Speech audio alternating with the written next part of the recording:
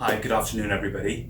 As you all may have heard, COVID-19 has had a lot of press coverage and it's affecting a lot of us in Alberta. As you all know, we're living in unprecedented times at the moment, and as such we made the difficult decision to close our clinic to all elective procedures and appointments for the next 2 weeks.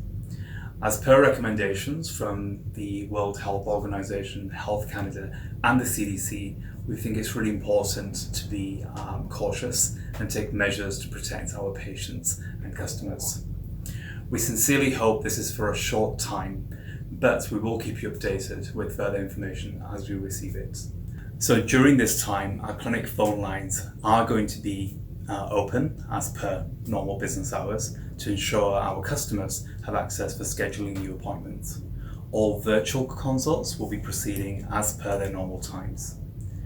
On a final note, guys, it's really tough out there, so let's be kind to each other and stick together. Thanks very much.